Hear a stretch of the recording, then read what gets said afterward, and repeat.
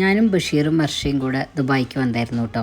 ഞങ്ങൾ ഒരാഴ്ച ഉണ്ടായി ദുബായിൽ. ഞങ്ങൾ ഇറങ്ങിയത് അബുദാബിയിലാണ്. അവിടെ ഞങ്ങളുടെ ബസ്സിലാണ് ദുബായിക്ക് പോയത് കേട്ടോ. എയർപോർട്ടിൽ വന്നിറങ്ങി, അവിടുന്ന് അബുദാബി എയർപോർട്ട്. അവിടുന്ന് അങ്ങനെ ഞങ്ങൾ എസ്കലേറ്ററിൽ കയറി. എസ്കലേറ്റർ ഇത്തിരി ഒന്ന് പേടിപ്പിച്ചിട്ടോ എന്നെ. എന്താ പറയുക, നല്ല ഹൈറ്റ് ഉണ്ടായിരുന്നു. അപ്പോൾ എനിക്ക് ഹൈറ്റ് നല്ല പ്രശ്നമുണ്ട്. താഴത്തേക്ക് നോക്കിയപ്പോഴേ അതുകൊണ്ട് വല്ലാണ്ട് പേടി, ഒരു തല ചുറ്റുന്ന പോലെയൊക്കെ തോന്നിയിട്ടോ. എസ്കലേറ്ററിൽ കയറായല്ല, പക്ഷെ ഇത്രയും ഹൈറ്റുള്ള എസ്കലേറ്റർ ഞാൻ ആദ്യമായിട്ടാണ്. എങ്ങനെയോ ചാടി പിടിച്ചതെന്ന് വേഗം ഇറങ്ങി.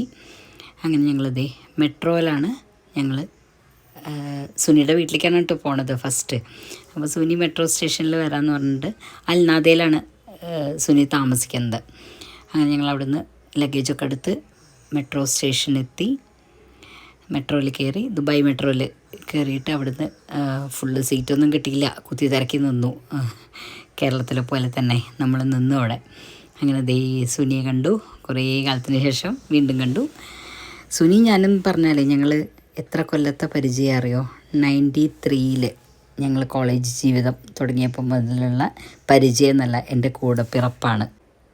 മെട്രോ സ്റ്റേഷൻ്റെ തൊട്ടടുത്താണ്, അൽനാദ സ്റ്റേഷൻ്റെ തൊട്ടടുത്ത് തന്നെയാണ് സുനിയുടെ ഫ്ലാറ്റ്. അതുമാത്രമല്ല കേട്ടോ, എനിക്ക് ഇവിടെ വന്നാൽ എവിടെ നിൽക്കുക എന്നുള്ളത് എനിക്കൊരു ചോദ്യമില്ല. ഞാൻ സുനിയുടെ അടുത്ത്, അതിൽ യാതൊരു സംശയവുമില്ല. ഇതാണ് സുനിയുടെ ഫ്ലാറ്റ്. അങ്ങനെ സുനിയുടെ കുഞ്ഞു കൊട്ടാരത്തിലേക്ക് ഞങ്ങൾ കയറുകയാണ്. 3rd ഫ്ലോറിലാണ് സുനി താമസിക്കുന്നത്. ഇവിടുത്തെ ഫ്ലാറ്റുകൾക്കൊക്കെ ഭയങ്കര റെൻ്റാണ് അത്രേ. സ്വന്തം വാങ്ങാൻ നമുക്ക് എന്തായാലും പറ്റില്ല. അങ്ങനെ ഞങ്ങൾ ലിഫ്റ്റിൽ കയറി സുനിയുടെ ഫ്ലാറ്റിലേക്ക് പോവാണ് കേട്ടോ. അവിടെ ഞങ്ങൾ ചെന്ന് സുനി എപ്പോഴേക്കും പുട്ടും കടലൊക്കെ ഉണ്ടാക്കി വെച്ചായിരുന്നു. ചായയൊക്കെ കുടിച്ച് അത് കഴിച്ച് ചെറുതായിട്ടൊന്ന് മയങ്ങി ഒന്ന് വിശ്രമിച്ചു. അങ്ങനെ വിശ്രമത്തിന് ശേഷം ഞങ്ങൾ ഫസ്റ്റ് ഡേ കറക്കം തുടങ്ങി കേട്ടോ. അങ്ങനെ ദുബായ് മാളിലെത്തി. അവിടെയാണ് ഫസ്റ്റ് ദിവസത്തെ കറക്കം.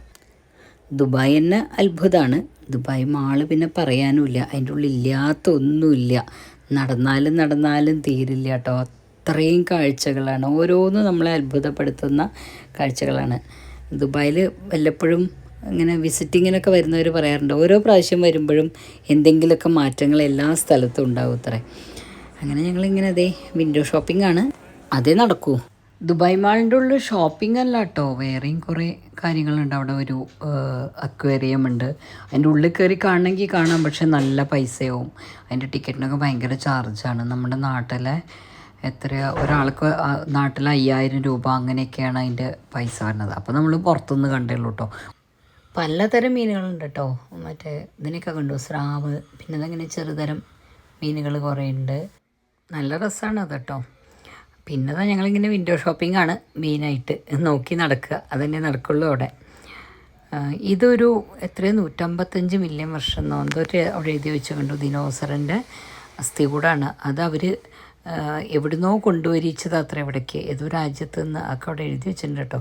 വായിക്കുകയൊക്കെ ചെയ്തു, എന്താണെന്ന് ഓർമ്മയില്ല ഇപ്പോൾ സത്യം പറഞ്ഞാൽ. ഇനി എൻ്റെ പിന്നിൽ കാണുന്ന അത്ഭുതമാണ് എന്ത്, നമ്മളെല്ലാവരും ദുബായ് എന്ന് പറയുമ്പോൾ എല്ലാവർക്കും ആദ്യം ഓർമ്മ വരെ എന്താ, വേറെ ഒന്നുമല്ല, നമ്മുടെ ബുർജ് ഖലീഫ. അതൊരു അത്ഭുതം തന്നെ കേട്ടോ, പറയാതെ വയ്യ.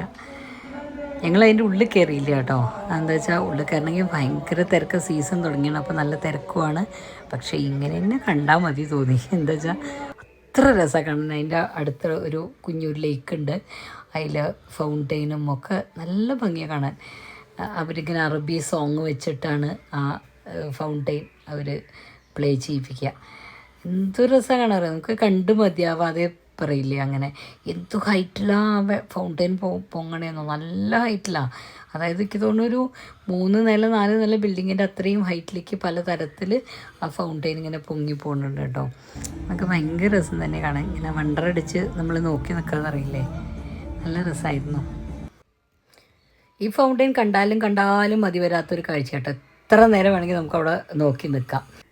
ദുബായിലെ ഭരണാധികാരിയുടെ ഒരു തീരുമാനം അല്ലെങ്കിൽ അദ്ദേഹത്തിൻ്റെ ഒരു ആഗ്രഹം, അവർക്ക് ഇഷ്ടമുള്ളതൊക്കെ ആ മണ്ണിലേക്ക്, ദുബായ് മണ്ണിലേക്ക് കൊണ്ടുവരിക എന്നുള്ളതാണത്രേ. അത് ഒരു വലിയ കാര്യം തന്നെയല്ലേ. ഏറ്റവും മുന്തിയത് അങ്ങനെയാണ്. അതാണ്, കെട്ടിടങ്ങളായാലും വേണ്ടില്ല, പൂന്തോട്ടമായാലും വേണ്ടില്ല, എന്തായാലും വേണ്ടില്ല, ഏറ്റവും ഗംഭീരം അവിടെ ഉണ്ടാവണം.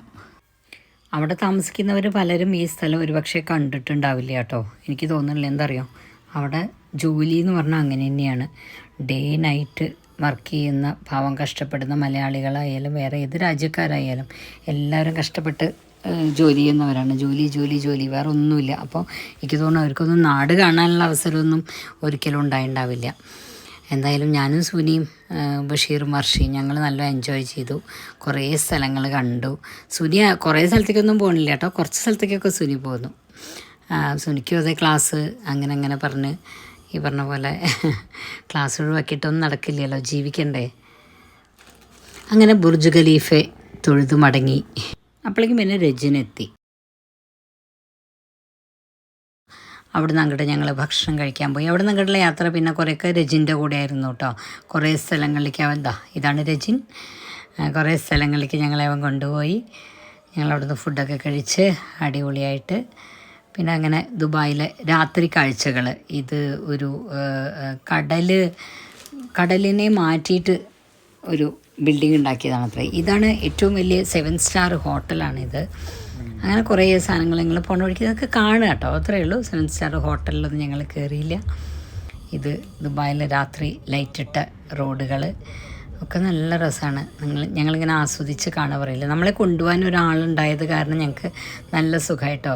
രജിനും ഹബീബിക്കയും ഫഹദ്ക്കയും എല്ലാവരും ഞങ്ങളെ കുറേ സ്ഥലങ്ങൾ കാണിക്കാൻ കൊണ്ടുപോയി. അവരൊക്കെ കാണിച്ചു തരാം കേട്ടോ. ഓരോരോ എപ്പിസോഡിലായിട്ട് ഓരോരുത്തരെ കാണാം. എന്താ വെച്ചാൽ ഞങ്ങൾ ഓരോ ദിവസവും ഓരോരുത്തരാണ് ഞങ്ങളെ ഏറ്റെടുത്തിരുന്നത്. അതാണ് ഏറ്റവും വലിയ സന്തോഷം. സുഹൃത്ത് ബന്ധങ്ങളുടെ ഒരു എന്താ പറയുക, ഗുണം എന്ന് പറയില്ലേ, അതന്നെ. ഇതൊരു അണ്ടർഗ്രൗണ്ട് ഏരിയയാണ്. ഇതിൻ്റെ അപ്പുറം കടലാണെന്ന് പറഞ്ഞാൽ അതിൻ്റെ ഇടയിൽ കൂടെയാണ് അപ്പോൾ നമ്മൾ പോയിക്കൊണ്ടിരിക്കുന്നത് കേട്ടോ. ഇങ്ങനെ കുറേ അത്ഭുതങ്ങൾ.